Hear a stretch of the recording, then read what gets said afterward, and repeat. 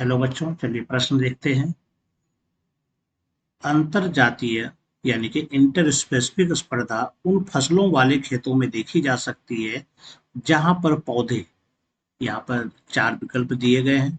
बताना है कि किस प्रकार के फसलों में अंतरजातीय स्पर्धा होती है।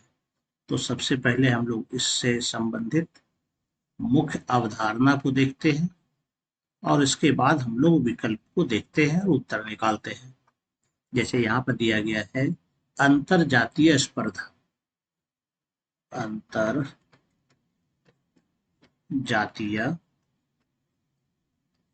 स्पर्धा के बारे में यहाँ पर बात की गई है। तो ये वैसी स्पर्धा होती है, ये वैसी स्पर्धा है जिसमें दो अलग अलग प्रजाति के बीच, दो अलग अलग प्रजाति के बीच स्पर्धा होती है, यानी कि प्रतियोगिता होती है। और यह प्रतियोगिता जो होती है, मुख्य रूप से जब भी किसी भी प्रकार की प्रतियोगिता हो, स्पर्धा हो, वह पोषक पदार्थों के लिए होती है और अपना जगह प्राप्त करने के लिए होती है।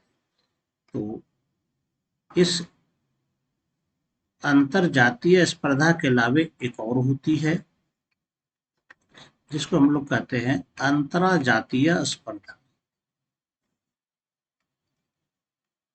तो इस प्रकार में क्या होता है, एक ही जाति के सदस्यों के बीच होता है, एक ही जाति के सदस्यों के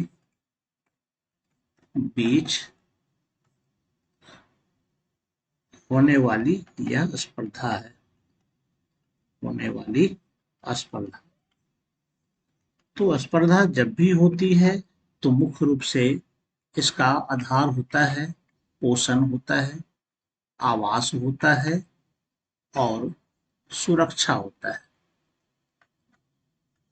तो यहाँ पर खेत के पौधों की बात हो रही है कि किस प्रकार से यह अंतरजातीय स्पर्धा होती है।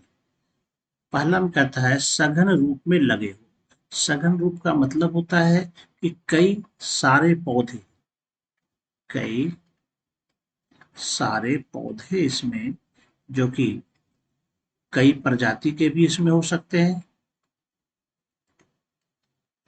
कई प्रजाति हो सकते हैं, कई सारे पौधे पोषक पदार्थों के लिए यहाँ पर स्पर्धा करते हैं।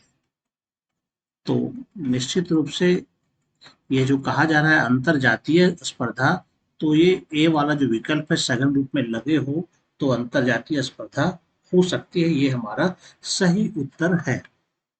अन्य उत्तर को भी हम लोग देख लेते हैं।